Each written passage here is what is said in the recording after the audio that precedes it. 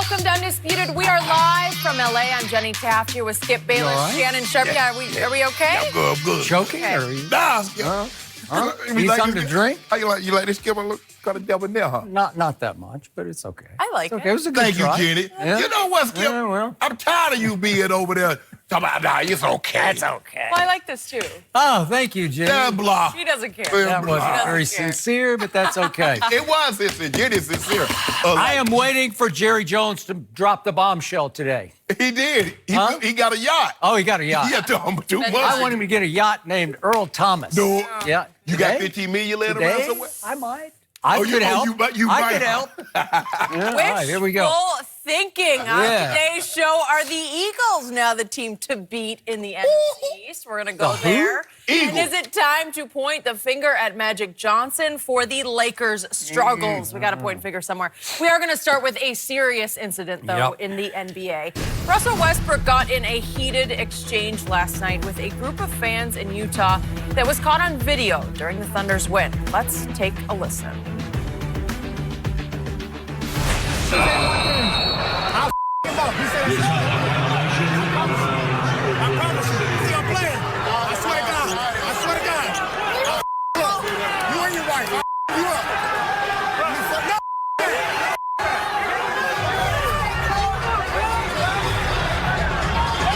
I promise you. Everything I love. Everything I love. I promise you. Okay, so then after the game, Westbrook and one of the fans gave their sides of the story, so let's hear that. How it started was young man and his wife in the stands told me to get down on my knees like he used to, and for me that's just completely disrespectful to me. I think it's racial. I think it's just inappropriate in the sense of there's no protection for the players.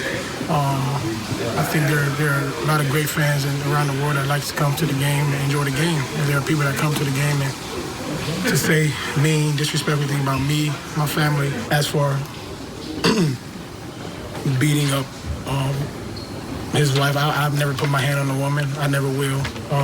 Never been in any domestic violence before, never had before, but once he said the comment, his wife repeated it, the same thing to me as well. So that's kind of how that started. I know you guys only got the tail end of the video, but the start of the video is way more important and way more disrespectful than what you guys heard. Russ is just F-bombing and carrying on, acting a fool down here, and everybody's getting on him. And he had, I guess, heat. I thought it was ice. I just told him, I'm like, just sit down and ice your knees, bro. And he turned to me and he's like, that's heat. And I'm like, well, you're gonna need it. And then it turned into not safe for work. So that's what provoked his response. There was no swear words. There I was never said a swear word to him, and everybody in the vicinity will say it. And she never left her seat, never said a word, hands in her lap. Never said a single swear word to him. Okay, Shannon, was this inbounds or out of bounds by Russ? Everything was inbounds until Russ threatened his wife. It's hard for me to believe, Skip Bayless, that the reaction that Russell Westbrook displayed was because of what that young man said.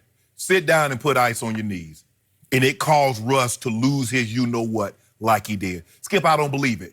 And going by, this gentleman had deleted every tweet that he had set forth except last night, leads me to believe that there's more to this than what he's saying.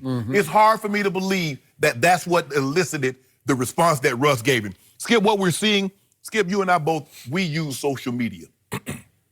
I'm probably on it a little bit more than you.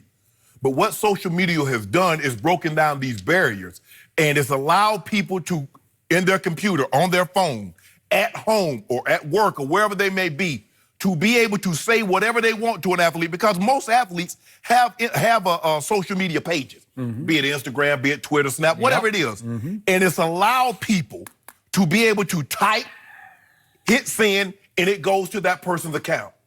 Well, what happens is that when you go to a game, there is no barrier. You can't go to a game. I don't care if you paid $50 million for a seat. You don't get to go to a game, Skip, and call someone out of their name. Talk about someone's wife. Talk about someone's mother. You don't have that right. the more money you pay, it gives you closer access to the action, not to be a part of the action. These players do not come to work to have you touch them. Skip, when a player wants to be touched, and you've seen this so many times, you've been to games, covering the games. A player gets an and one, or he gets a big play, he gets amped. When he wants to be touched by a fan, he starts dapping up the fans. That's the invitation. I want to be touched. Until then, don't do it. Skip, the guy, I forget his name, I can't think of his name, but he was a Wizard guy. And he would heckle everybody. I don't care about what his name is, but he became famous for heckling. Yeah. Sure. No curse words. He would dress up, say things, oh, you terrible, our team's better than yours. I get the heckling, Skip. If that gentleman wanted to say, Russ, you are terrible. Donovan Mitchell is 50 times better than you. Got no problem with that. Russ understands being a professional athlete. People are going to come to the game. They're going to try to get you riled up by heckling you, saying their team's better than yours. Our player is better than you are. Got no problem with that. But when you start talking about, Russ said, he said, get on your knees like you used to. There are some tweets that would lead you to believe There have been that some. is what that man said. From the past, yes. From the past. It's hard for me to believe, Skip, like I Do said. you want to read that one real quick from October? Read the bottom one. Bottom.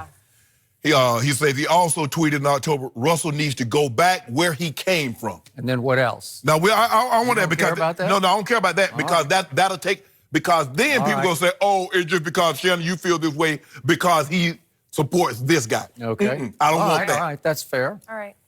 That leads me to believe why he said that Okay. gives Russ even more credibility that he said what Russ said he said. And instead of his wife being, babe, come on now, you going too far, Russ says she echoed what he said. What Russ should have said, don't threaten her. Bruh, your wife gonna call you to take one tonight. Now, Russ was for real, Skip. Russ was dead serious. You know how I know he was serious? When he said, I put that on everything I love. He did. In our community, when we say we put that on everything we love, that's your first warning. Now, when he By said... the way, in any community, you should do that. Skip. Any community. If he said, I put that on my mama, Yep. now you're going to have to do something. Yep. Now, Russ understands... I agree. Skip, Russ understands that in this environment, and I think the guy understands that he is no longer behind his computer screen. So there's that, the barrier has been removed. That imaginary barrier is no longer there. For me, and I always ask, you say what you say behind your computer screen.